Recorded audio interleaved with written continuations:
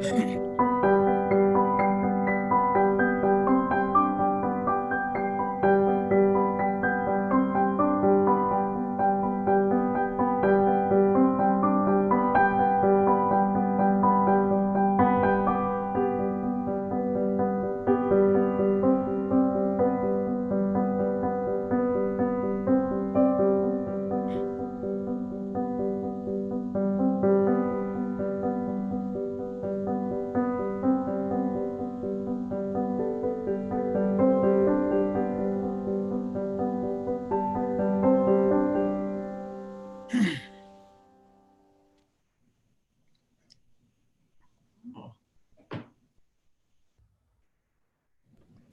morning, everyone. Thank you for joining us today for the weekly briefing on the University of Arizona Campus Reentry Task Force. I'm Holly Jensen, Vice President of Communications for the university. Today marks the 9th iteration of our weekly press conferences to discuss the university's plan for reentry. Before we get started, I ask everyone to please mute your microphones until we come into the question and answer portion of today's event. If you are a member of the press and would like to ask a question, please wait until the end of the remarks, and then please raise your hand and enter your name and news organization in the chat room. We are broadcasting this event live on arizona.edu/live. With us today is Dr. Robert C. Robbins, President of the University of Arizona, and Dr. Richard Carmona, 17th Surgeon General and Director of the university's Reentry Task Force. With that, I'd like to turn it over to you, Dr. Robbins. Thank you, Holly, and welcome everyone who's tuning in this week. It's been a good forum for us to communicate out and what's going on the campus, but I wanted to start today to clarify some things that that I announced last week, and to clarify exactly, starting to get into more details about how we're actually going to re-enter the campus.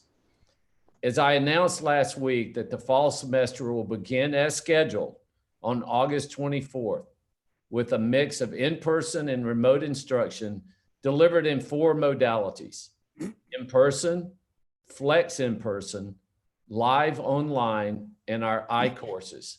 This is still the plan. Let me reemphasize that. This is still the plan. We are going to welcome back all students who have chosen to come back to the campus in Tucson. All classes will begin as scheduled on August 24th. All classes will begin as scheduled on August 24th. We've been focused on monitoring the external environment to date, and we will now begin controlling the internal environment for reentry so that we can closely monitor how our progress is going. We, of course, don't have a magic wand. Our success will depend on everyone doing their job to follow good public health hygiene. It will depend on our ability to test, trace, and treat, as well as campus's involvement in following safe behaviors. I can't overemphasize that enough. So let me go through what we're going to do in the first 2 weeks. In week 1, everybody will start classes on August 24th as has been scheduled. Our students know what classes they have and what modality they will be delivered. If you have a face-to-face class on your schedule, we're asking for a 2-week period so that we can ramp into this so that by August 8th, everyone will be as scheduled on the classes that have been sent out.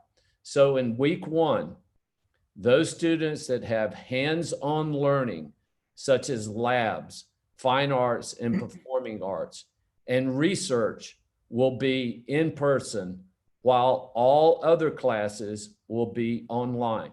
Okay, let me go over that again. If you need to be in a class, for instance, we've already started medical school classes, so this has been going on. We're asking that if you need to be in a lab, in a performing arts class, that those would meet in person. That'll be a little over 5,000 of our students will be in this modality in the first week.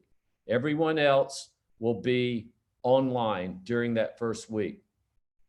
These are this will allow us to more control the environment, and we will see how the in-person modality is working and how we might improve over that first week.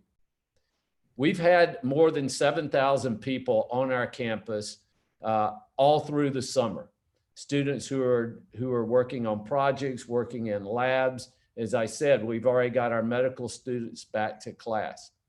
So in week 2, we will progress. We will add small in-person classes and flex in-person classes up to 30 students in a class for that second week.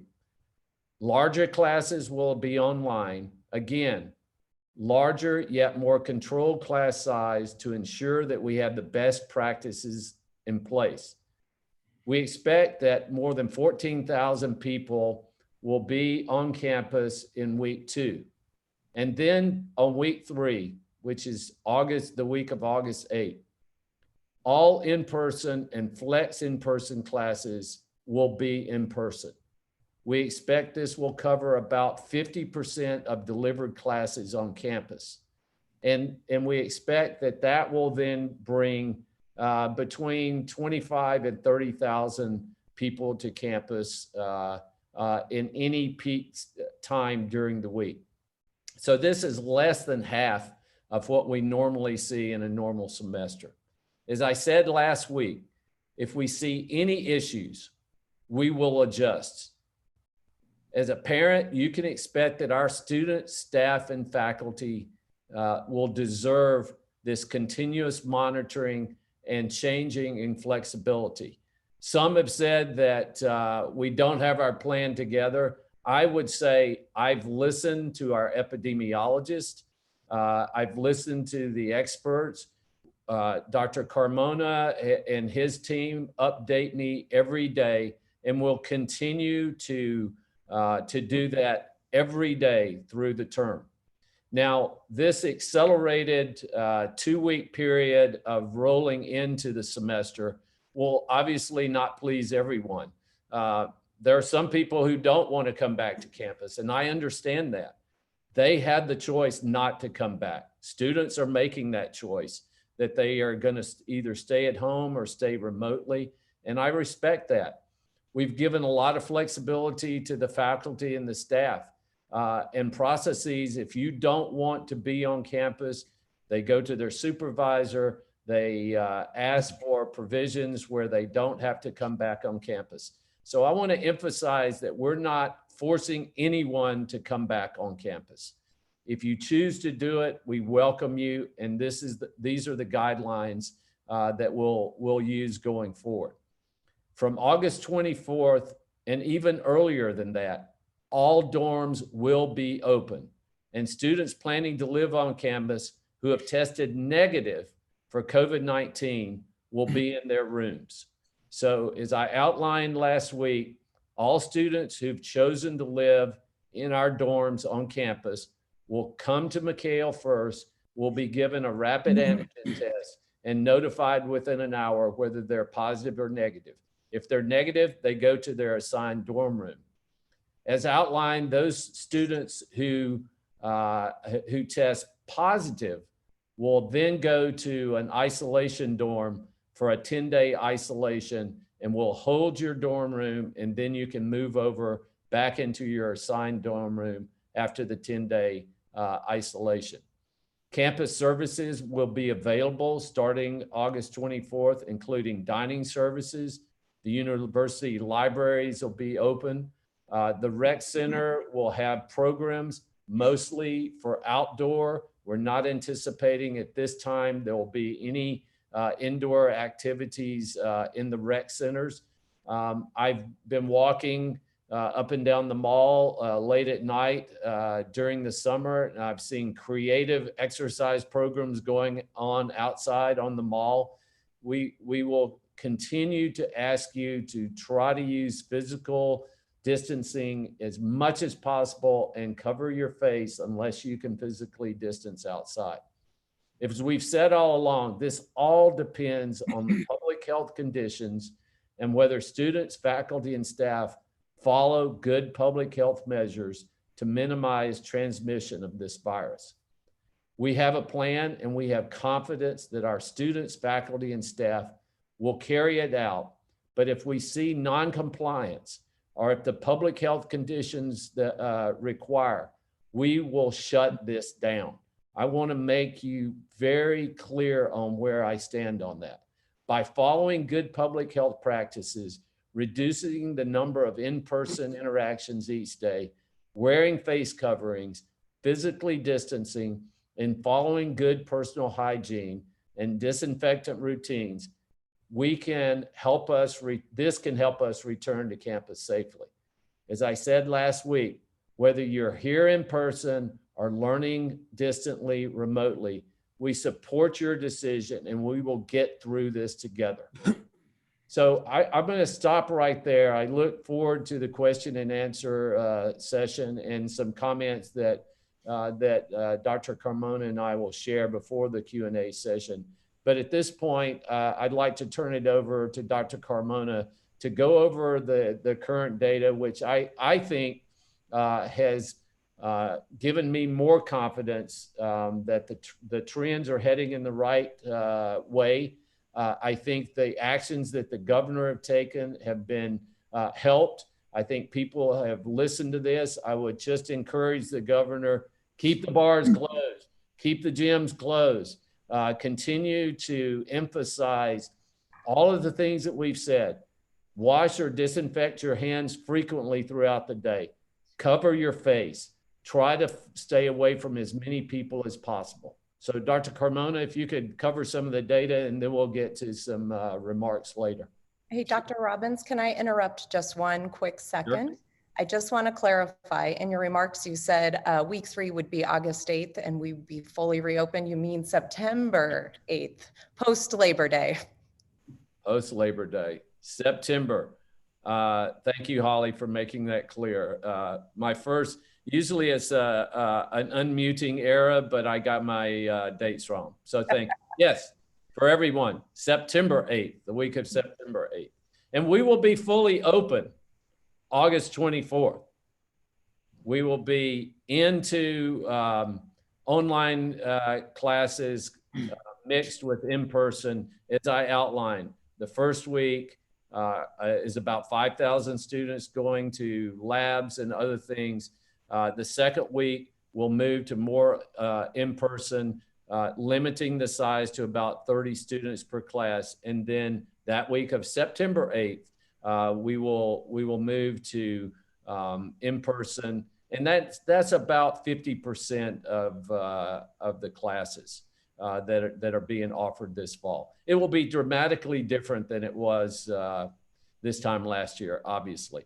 And so the numbers are that first week, about 5,000 students will be going in person. The second week, it'll be about 10,000. And then the third week, we think at max, about 20,000 individuals on campus every day at peak. Okay, thank you for clarifying that. You're welcome. All right, Dr. Carmona, over to you. Okay, thanks, Bobby. Appreciate it. And as Bobby said, we're very grateful to all of you who are tuning in to get this information. And I want to give a real shout out to our faculty and staff and our incident command system who have worked tirelessly over several months to get us to the point we are today. So as Bobby alluded to in his remarks, the data is giving us some cautious optimism that we are moving in the right direction. So I'd like to review that for you. And then the president and I will have a conversation about some of these issues. So can I get the first slide, please? So if we look at the COVID-19 cases by day, and a really important slide, you see where we are at March, where we started out, it's pretty flat. And then these 7-day averages go up. And as you get to about mid-July or so, you can see we really peaked. And as the media was reporting, we were one of those hotspots in the country. Florida, Texas, and Arizona were in the wrong place as it relates to the numbers. But if you look at the right side of that curve as it's dropping down and continues to drop, it tells you that our caseload is diminishing. And so that's a good sign for us. And the president has alluded to that. It's one of the things that gives us some cautious optimism that if this trend continues, and the only way it's going to continue is, as the president said, everybody coming on campus has to adhere to the rules. Everybody has to practice social distancing, wear a mask, wash your hands as much as you possibly can. With the good public health practices, we can continue to flatten that curve. But our success is going to be dependent on every single Wildcat that comes on this campus has to join the team. Otherwise, we will not have the privilege of keeping our university open. Next slide, please. The declining cases in comparison, as you can see, Arizona on the left on the 7-day average, we're sloping down, and that is wonderful. And as you look across at other states, you can see the difference. And the remarkable thing here is we are a United States, but every state is almost like a different country when it comes to a pandemic. And each city within those states are also different. So we have to draw on a lot of information looking at trends. And we remember that many of our students are coming from many of those states and sometimes even overseas. So in the information, the situation report we give to the president every 24 hours is this type of information. So he can see what's happening here at home. He can see what's happening around our state, around our nation, and even globally where applicable. Go ahead with the next one, please. So this is a very promising slide as well. If we look at the dates from 1 June to 27 July, you see how we peak there in early mid-July, and then we start to slope down. So that in PIMA County, which is the county surrounding Tucson, Arizona, and the University of Arizona, again, we're looking at a little bit of a bigger footprint, population about 1.1, 1.2 million people, and we see the cases are continuing to slope down. Again, the president and I are not complacent. We stay up every night worried about this, and we probably have a half a dozen conversations every day, he and I and our teams, respectively, to make sure we're looking at the right data, make sure we're interpreting it correctly.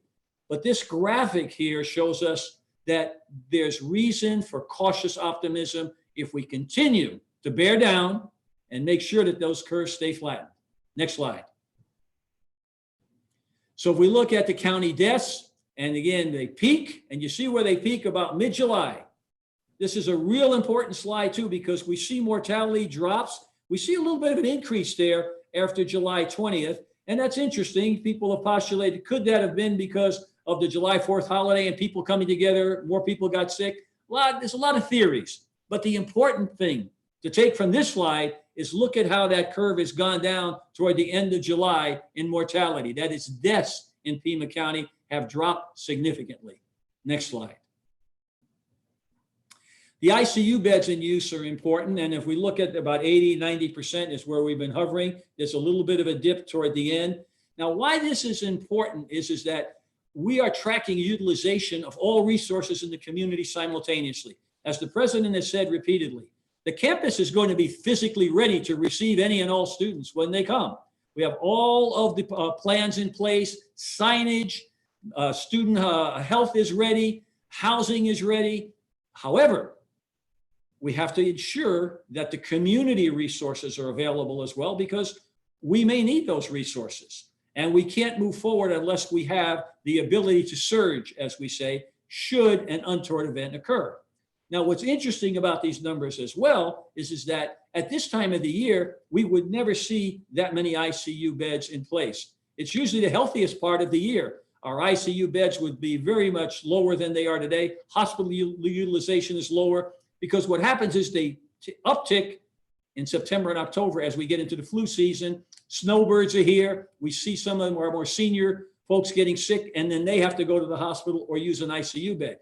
So what's unusual here is we continue to have a lot of ICU beds in use, a lot of them due to COVID, but the trend is starting to look like it's coming down a little bit. And what it tells us is we still have some surge capacity in the community should we need it if there's an untoward event. Next slide.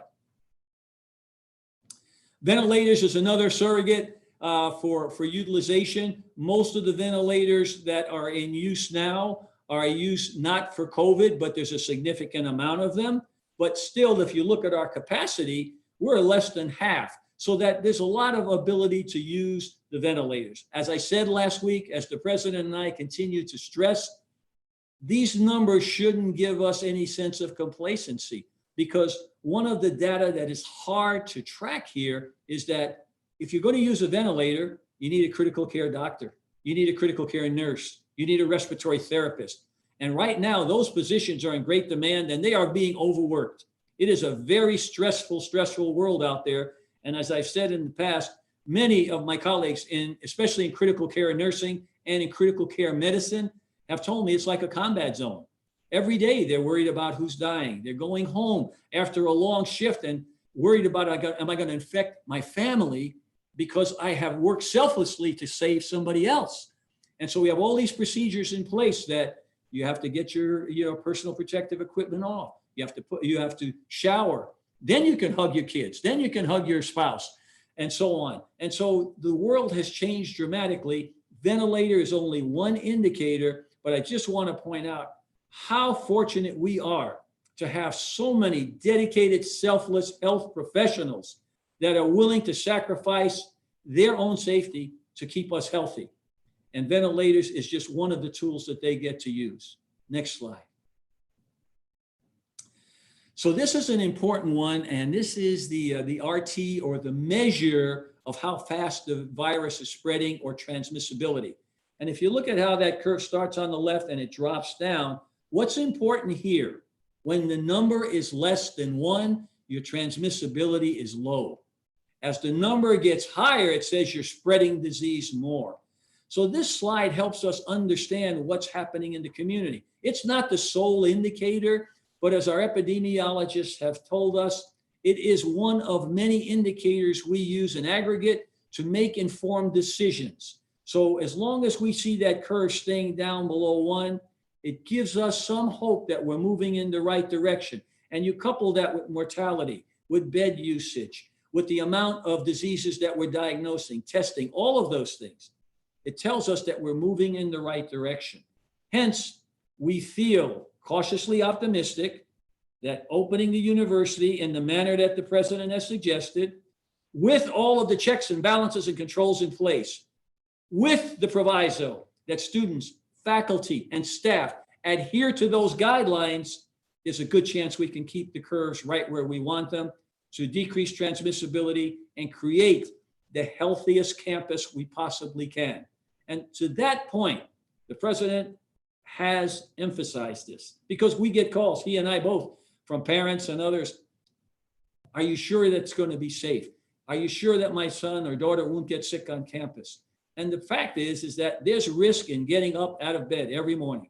And the fact is that we are doing everything we can to make this the safest campus possible, but a lot of it relies on the behaviors of all of the faculty, staff, and students on campus.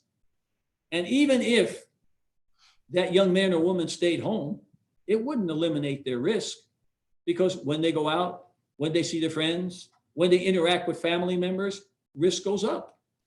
And so what we're trying to do here, and we are doing successfully, is to create an educational environment that reduces risk maximally.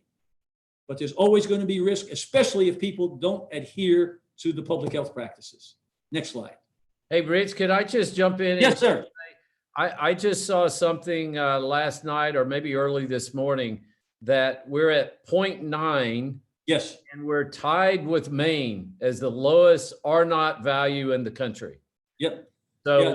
Good number. Things are going in the right direction, but we have to keep at it. We've got another 3 weeks or so. So we want to get it as low as possible before people start coming back to campus. Yeah, and I would suggest that when you look at that number below 1, Bobby, is that Maine, large geographic area, somewhat like Arizona, with some areas of high population density, but a lot of rural areas like Arizona. So I think it's a fair comparison, other than it's a little cooler up there than it is here. But the fact is that it's a very reassuring number that if we all work together and bear down, as you have often said, we can keep that number real low, which tells us transmissibility is low. Next. That was the last one, I think, right? Okay. That was the last slide. Okay. So, Rich, before we get to the questions, you and I have had dialogue. I know you met with the over 100 faculty from our incredible College of Public Health this last week. And, you know, we discussed this idea of going slowly to move the campus forward.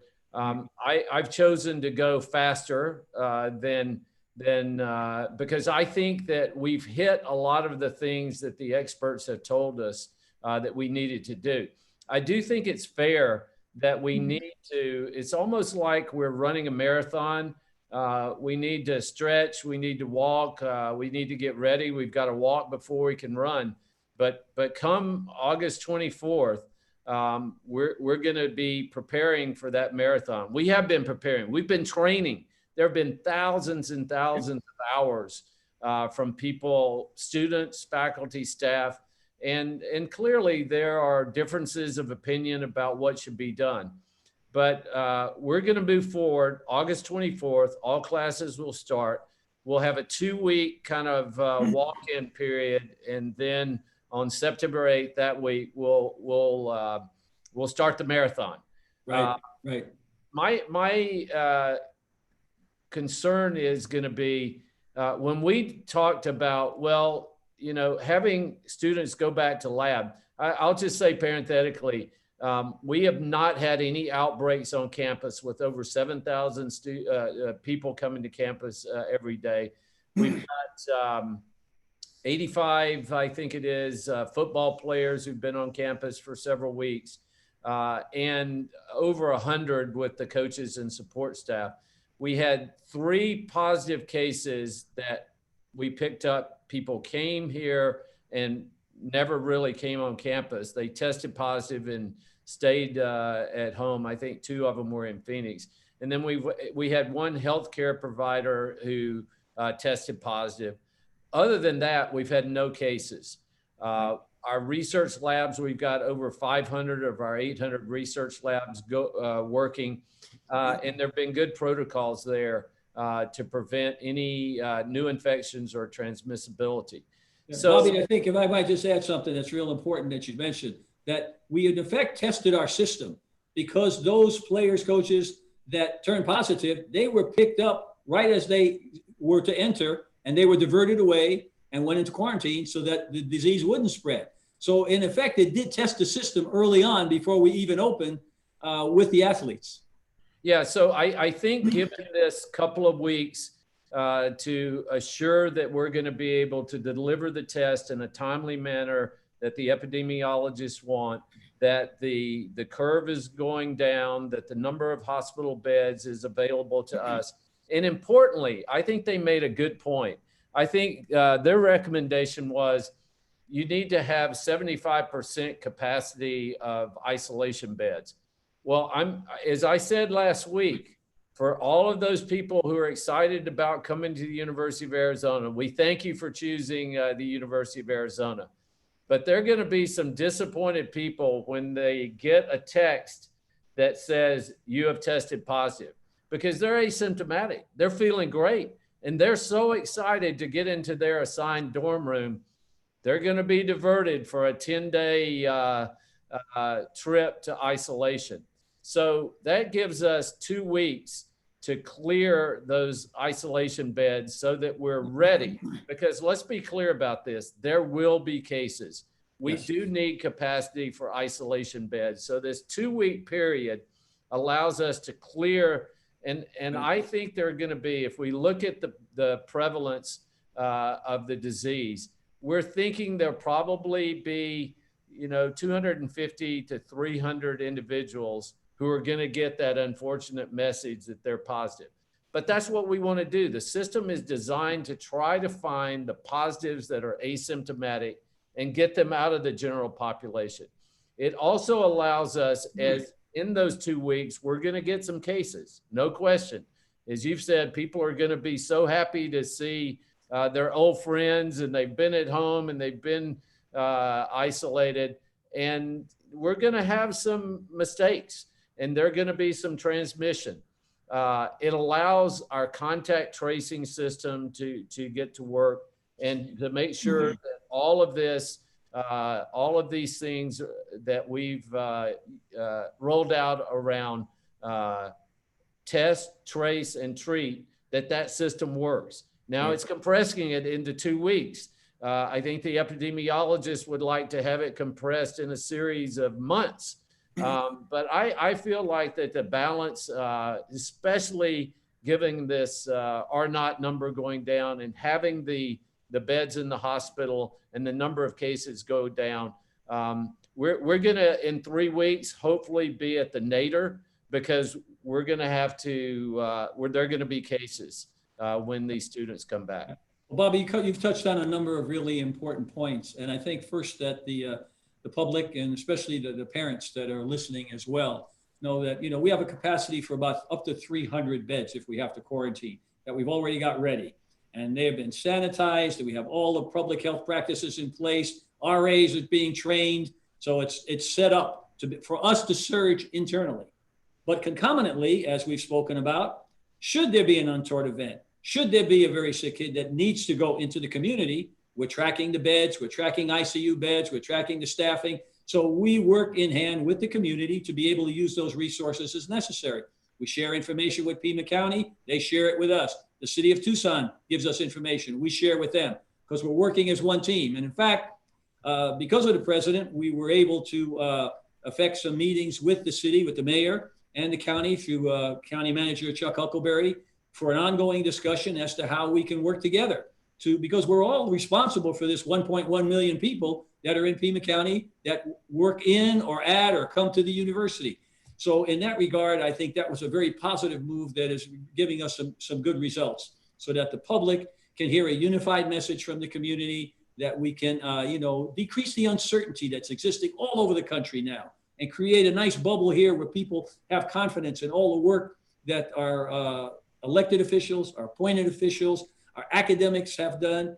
And this gives me a chance for a shout out to my colleagues, our colleagues at Ed Miskoff at the Melanita Zuckerman College of Public Health, because they have been working tirelessly, like everybody else, but they are doing this work that's behind the scenes and invisible, but it's the data that lets us make the decisions. And as you know, I think about 5 o'clock this morning, I got new documents from them that we sent to you to say, hey, we've got a better model now. We've been looking at the numbers, and I think if you use them in these 7 categories this way, we might be able to get a little better predictability and give us more information to make better decisions.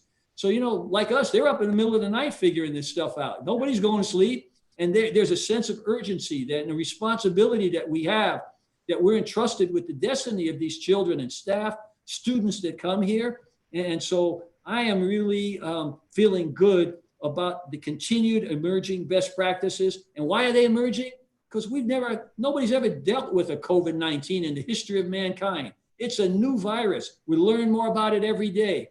And every week, our scientists, our staff, our professors are giving us ideas, and we're crowdsourcing all of this stuff. And how many meetings do we have a day, Bobby? And on Zoom, and that we get this information. And here's a document I get, at 5 o'clock this morning from a bunch of really enthusiastic professors saying, take a look, this is going to help us. It's going to make us better. And we're going to incorporate this into our decision making. So as we move forward, as you said, Bobby, as we continue to populate, we're going to watch all of those parameters. And at any time something's untoward, we're going to look real quickly. If we're seeing non-compliance, not enough beds, people that aren't practicing the health habits, an uptick in any of the numbers that we see, as the president said, we are ready to shut it down if there's any increased risk. And this data gives us even better granular information to make those decisions. Yeah, I couldn't agree more. And, as we see changes, which invariably we will, we can toggle between these different 4 modalities that we have as our offerings for classes. So yeah. Holly, I think maybe we go to questions. I think you're right. So if you are a member of the media and you'd like to ask a question, please raise your hand now, and I will get to you in the order you raise your hands. Our first question comes from Mike Pelton. Mike, you are online. Can you guys hear me? Yes. Dr. Robbins, Dr. Carmona, appreciate the time. Mike Pelton, ABC 15 up here in Phoenix. Dr. Robbins, you talked about adjusting as necessary if things were to get worse, adjusting what you're doing, shutting it down. Is that something you look for? Is there a specific data point you're looking at, or is it anecdotal in terms of if there's an outbreak on campus? I mean, what is the specific trigger point for you to say, hey, what we're doing is not working, we need to shut it down? Yeah, there is definitely not one specific data point, Mike, and thank you for your question. This is the question that has always bothered me about this whole thing. How do we know when it's time for us to retreat back into all online like we did last spring? I think we're much better prepared, obviously, because we had little to no preparation, 5 days to switch to a remote modality in spring. But I would say it's a combination of a lot of factors, all of the things that Rich's team does every day to look at the number of cases, the R naught, the resources in the community, how people are being compliant. I was on a phone call with a lot of presidents from different universities across the country, and we're all in this. We're all having to deal with this. I would say that we will take the composite data, we will look at it, and we'll make decisions on a daily basis about are things going okay? Do we need to adjust and be flexible? So I've given you the framework of what we're going to go forward with. And then, after a first couple of weeks, we'll keep looking. And if we need to make a change, we'll make a change. But as for now, all classes will begin on August 24th. We'll have this 2-week period where we'll have 5,000 students go face-to-face, then 10 to 12,000, and then by September 8th, that week, we'll have all students who already know they have in-person classes. That's when it'll be fully deployed. And if I just might add to that, this is a very exciting time for us because we really are paving new roads, if you will, with epidemiology. Again, this is a novel virus. Nobody's ever seen it before. Our epidemiologists are working to harness the data as it's being generated. So in even more specific answer, we're watching what's happening in the community. We're watching county data. We're watching city data. We're watching the states around us, the national data. So for the more specific example, if all of a sudden we see that there's less beds available in the community, we see that there's more admissions because of COVID, okay? That's stuff that the president's going to see every 24 hours because he gets a situation report all the time.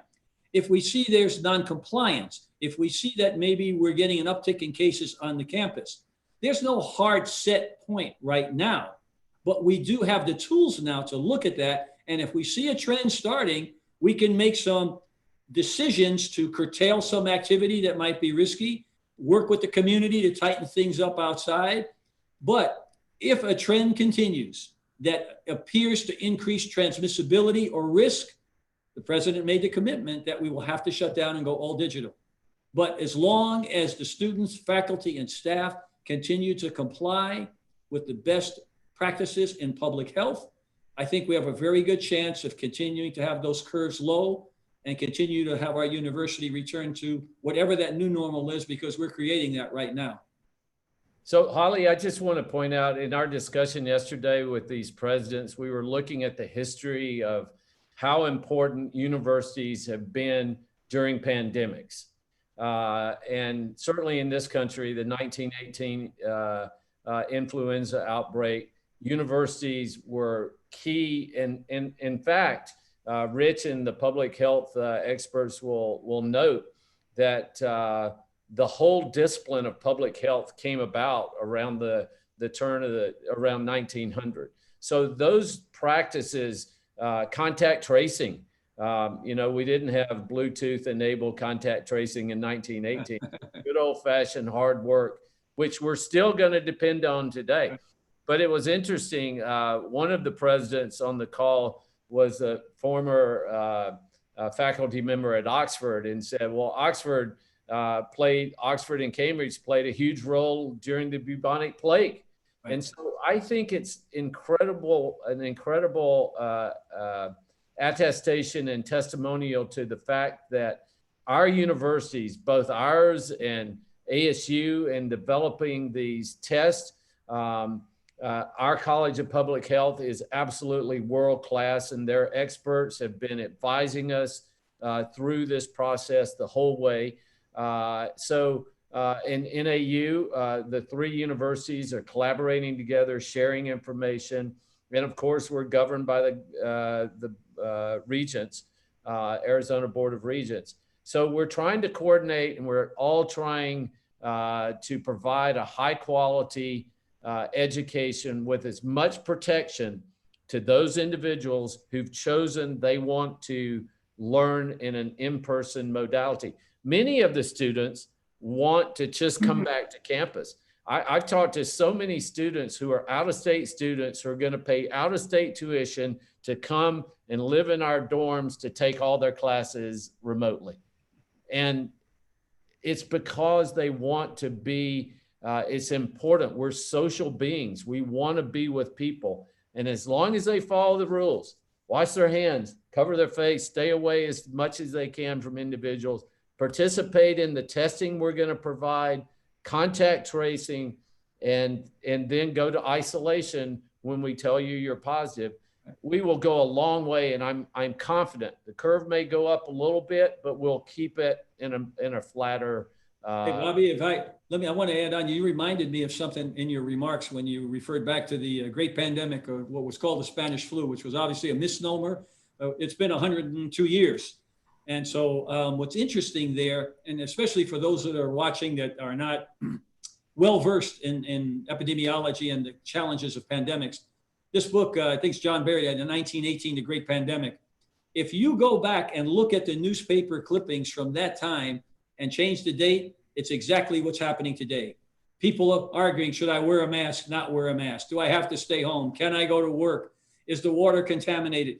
It's remarkable that 102 years later, if you just switch the dates, it's identical to every discussion we're having today. And as you said, they didn't have Bluetooth, they didn't have digital. It was a town crier or somebody circulating an old newspaper that people found out about. But it's how remarkable it affects its society. Then people had to stay home, they couldn't work, schools closed. The higher level thought leaders who did research started working harder on innovation. And you start to see really back then in that history, the first vestiges of true innovation as a nation coming together, fighting a war against an invisible. Think about it back then. Most people didn't even know what a germ was. The germ theory was only a few years old. And yet it took them a couple of years, but they came out of it. But what was remarkable, how similar it is today, even though we have all this advanced technology, still faced with the same threats, still the same tracking, tracing, testing, and so on. So, we in a century plus, we've made some terrific advances, and it's good reading for anybody, or just Google it and look at the synopsis, and you'll see so much about what we're doing today that they did over 100 years ago. Okay, Holly, we'll try to keep our answers shorter. Bobby and I kind of passionate in this, you get us going. We go for hours in our conversations. I was fully prepared for that. Our next question comes from Sam Burdett from the Daily Wildcat. You're on, Sam. Hi, good morning. So my question is about the phases to reentry that you outlined, President Robbins. These phases were actually announced in an email recently from the provost, where she said that she was kind of unsure on how long each phase will be. So you're talking about it as each phase is going to be 1 week. Is that correct? And has that been solidified? That is correct. All right, thank you. That was just a clarification question. Well, thank you. Yeah, if I might add in, there's been many inputs into this process, from the provost, from professors, from departments. And what Bobby and I decided to do was we had to keep it simple, because we get a lot of complex information with terminology that people don't understand, and algorithms. And we thought, gosh, we're talking to parents. We're talking to elected leaders who are not scientists. And Bobby said, let's keep this simple. So as you know, you heard our discussion today. This is what the first week's going to look like. This is what the second week looks like. But to all the parents that are listening, we have a campus that is ready to receive your students. And here's how they're going to be going through their first, second, and third week. Here's the metrics we're going to look at to make a decision how to open up things more. Those are really clear, understandable concepts. And so we're trying to get away, quite frankly, from the geeky science that we got that is necessary from all of our faculty, but make it translatable, make it what we call health literate so that the average person understands it and it's actionable information. And so I think we're doing a good job of that, Bobby, but that your insistence that we keep it simple. Okay, Holly. All right, our next question comes from Charles Fishman from The Atlantic. Go ahead, Charles. Hi. I actually have two questions, if I might. The first question is, the basic numbers are 35,000 undergraduates and 10,000 graduate students. Do you guys actually have a way of knowing who's coming back? I know we know the dorm rooms, 6,600 reduced capacity are full. Do you know who's, like, do people have to tell you? That's question one. What are you modeling and where's the data coming from? The second question is, President Robbins, you often say, I think you've been saying for 2 months, we're not forcing anyone to come back on campus. And you say that in a way that feels inclusive. Certainly students, every course is going to be available online, even if it's also meeting in person, except for, whatever, performance dance classes and lab classes. But does that statement actually apply to all teaching faculty and graduate student instructors? If I'm a 28-year-old graduate student working on my PhD, do I get to raise my hand and say, I'm not comfortable teaching in person, but I want to continue my PhD studies? In other words, do you get to say that? And does the geology department or the School of Education get to say, nope, sorry, we know he said that, but he's not the boss. We get to decide. So those two questions. Thanks. Yeah, Charles, thank you. It's almost as if you're in our meetings listening to all of our questions. And, thank you for your— I am. Shh, be quiet. we chat a lot, and I very much look forward to your article coming out soon. So the second question is, I absolutely stand by that. There is a process, and I think there have been to date, maybe, I'm thinking more than 50, less than 100 individuals that have gone and said, I just don't feel comfortable, or I've got these comorbidities. And the first thing, Charles, is that they need to speak with their supervisor or their department head, or that's at the level that these conversations will happen. Because just think about it, if someone were to get sick, even from a non-COVID related illness, let's say that I'm teaching a history class and I have a heart attack and I can't teach that class, then the department chair has to go find someone to teach your class. And so there is a mechanism in place that if you are a certain age, you have comorbidities, or if you have anxiety and you just don't want to do it, you can go to your supervisor, try to come up with a plan. If that's not successful to your satisfaction, then you can go to our Disability Resource Center and get adjudication on any conflicts that we may have. So I think we've done it as much as I can think of, and the provost, I've asked her to work this out, and I think people have worked it out and I'm sure that there are going to be cases, and if you find any case where you think you're being pressured to do something that you don't want to do, then there are appropriate avenues and mechanisms to raise those complaints. Now, Charles, the first question you had, if I can remember it, because it's been so long ago, how many students are actually going to show up? And I think you're channeling my frustration of not knowing that. I think the best data that we have, and you're right, I think we have about 8,000 beds in our dormitories. We've reconfigured them to give us a maximum of about 6,600. And now we're down, I think the latest that I heard this morning is between 5,000 and 5,500 because people are changing their mind. I mean, frankly, there are some people who've said, yeah, we're just not going to come back. And that's their choice. We support that. And we want to do the best we can to deliver a high quality remote online experience for them. So that we know about 5,000 plus students there.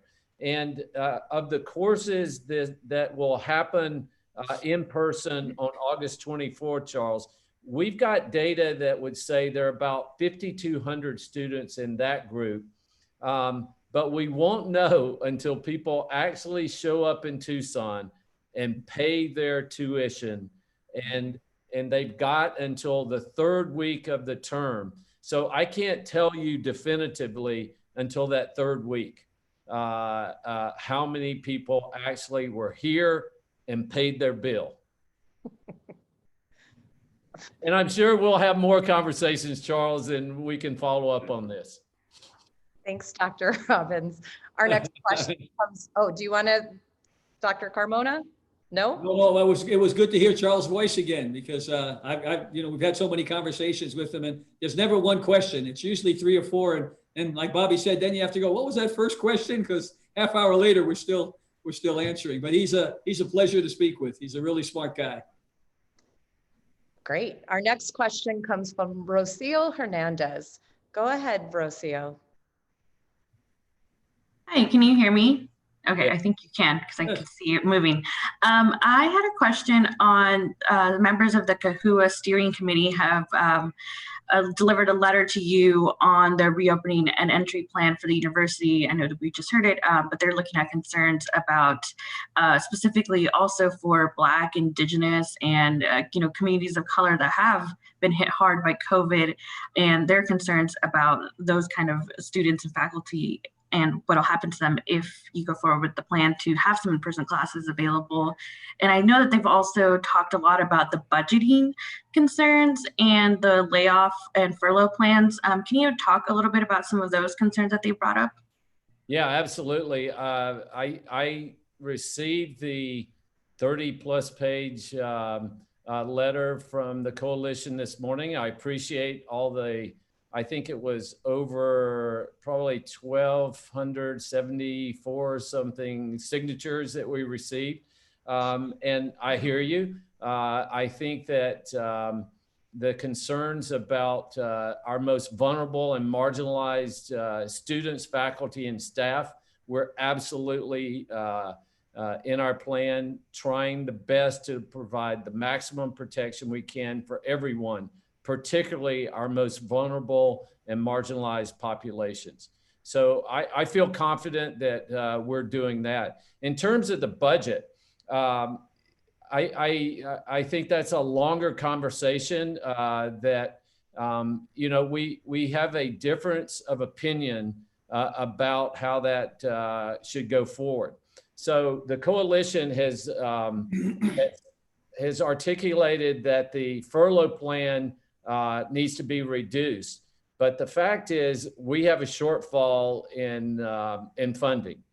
And we are looking for alternative revenue sources. In addition, we are asking ABOR to approve that we can pay only the interest on our bonds. That'll save us about $60 million. We hope to have that built in. So that will help defer some of the pain. I just saw last night, someone sent me that if the most recent version of the stimulus package comes out, even the Republicans are allocating about $71 million that would come to the University of Arizona. So everybody call their congressperson, their senator, and say, support that. Now, the Democratic version, I remember when this first came out, last time we got 30 million, 15 million that went to students, 15 million that went to the university, which we've been using to invest in all of the things such as splash guards and testing protocols and equipment and reagents and test kits and all those things. But that would be a game changer. 71 million added to the 60 million we can get from the refinancing, plus all of the other mitigation factors would go a long way to help reduce the pain. We are going to hear a formal proposal from the Faculty Senate group, GFAT, that has been assigned to work with Lisa Rolney in the finance office. And so we're going to hear about that on Monday. So we're open to any kind of solution that would help us alleviate the pain and suffering that our students, our faculty, our staff, I know are feeling. And our most vulnerable population of employees are those individuals that we excluded from the furlough program. Anybody making less than $45,000 is excluded from the furlough program.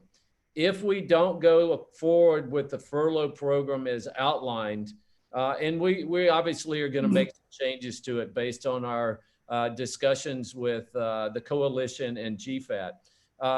If we don't realize savings in the colleges through the furlough program, then they're going to be budgetary cuts. They're already going to be budgetary cuts. And what happens is if a college doesn't have a reserve to draw on to cover those costs, then the unfortunate situation will be layoffs. And my concern is that the layoffs will happen in the most vulnerable part of our population. So this furlough plan has always been to try to preserve as many jobs as we can, realizing that there would invariably be some layoffs. My concern is if we reduce the savings through the furlough program, and remember, the rest of the world is going through this. And I just think that there are going to be tough decisions to make. Rich and I get attacked constantly about the Hippocratic Oath. First of all, do no harm. And how can you, with clear conscience, propose to bring people back to campus? There's a balance in all of this. I know Rich would not be advocating something that I don't think that we can do. And believe me, if I see any changes that this is not working, we will go back to online only. We may go through some stages to get there. My concern is, of course, that we do such a good job. And I've always said, and I think I even said this to Charles the first time I talked to him, we do such a good job of keeping the curve flat and keeping people from getting sick. And then we get toward the end around Halloween and we have big Halloween party and there's a big outbreak. Can we just hang on until the end of November and get through this term? That's what I hope. And the same thing with the finances. If we go to all online, if we don't, and so we're obviously asked the question all the time, you're just doing this for the money. No, there's a balance that has to be struck. One part of it is absolutely the money. We're the largest employer in Southern Arizona. And these are people who are depending on their paycheck to pay their rent and put food on their table.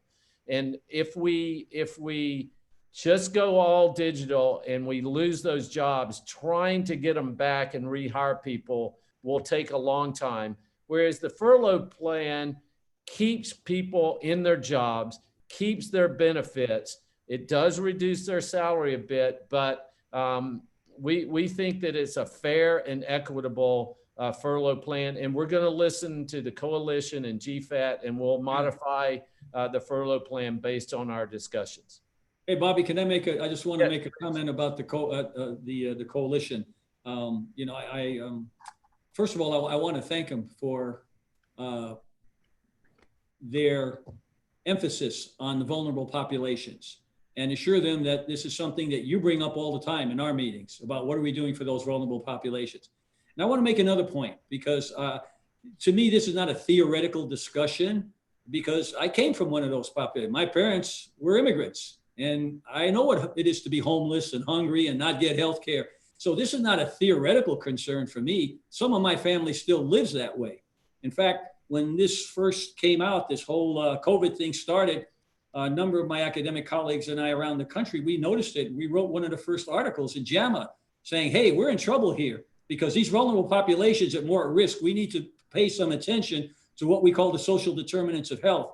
So I want to reassure the coalition that it is in our agenda every time that you speak to us. And we are very concerned and we're doing everything we can to try and achieve equality so that everybody has access to the best care, education, and so on and so forth. And again, it's not a theoretical thing for me. It's something that I am totally committed to because that's where I come from.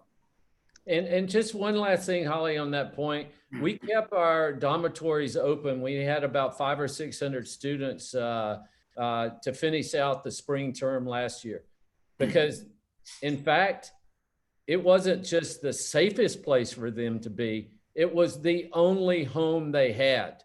So some of our students depend on us providing them a safe harbor to come back, not only to learn, but to exist. And for many of the students, this may be the safest place. Right, right. Thank you, Dr. Robbins, Dr. Carmona. We have one follow-up. We're at 1 hour and 4 minutes. So this will be our last question. And it's a follow-up from Charles Fishman. He wants to know, you said that the dorm rooms can hold 6,600, but at this point, you're only at 5,500 scheduled to move in. Can you talk about that? Yeah, we had 6,600. We actually got complaints, right? Because people wanted to be in the dorm. There were 8,000 beds, and we cut it down to 6,600 to eliminate triples and quadruples, and we were only going to have singles and doubles. The fact is, Charles, that over the course of the last, since we started this, over the last 3 or 4 months at least, we've seen people go from full 6,600 dorms now down to over 5,000. I'm anticipating that there may be a drop further. Now, the flip side of that, it's not good news that people don't want to live in our dorms because we do make revenue off of our dorms. But I've talked to at least 3 or 4 families who've said, we thought it would be better for our student to live in a high rise, or because of medical conditions. I've got 3 or 4 families that and I'm sure Rich has got, and everybody, that's a physician, have people coming to you, is it safe? And I've told 3 or 4 families, look, I can't tell you what to do because I'm not your physician or but I am begging you, I am imploring you, do not have your student come back to campus. They have multiple medical problems, and this is not the time for them to get out of the house. And a couple of them have overcome some incredible challenges in their life. And they were told they were never going to make it to 3 years old or make it to 10 or 15 years old. And now they've beaten the odds and they want to enjoy their time at college. This is just not the time to do it. Hopefully next year. I'm not even sure we're going to be through this by next year. So Charles, the fact is, yes, people continue to choose not to come back to campus. I support that. And certainly if you're from a vulnerable population, if you have any comorbidities, or if you're just afraid and you don't want to do it, don't come back. And we support that fully. Right. Well, thank you guys. Holly, one last thing.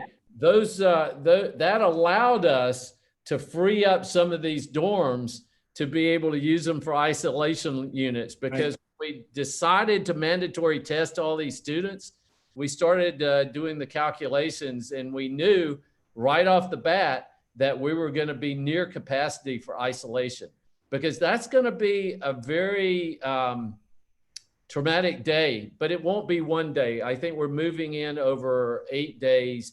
So every day there's probably going to be, 40 so people who get bad news they're going to have to move into the isolation dorm. But it's only for 10 days and we'll get you to your regular dorm. Well, thank you very, very much. And thanks everybody for joining us. This will be posted online shortly, and we look forward to seeing you again next week. Okay. Thanks, everyone. Thank you.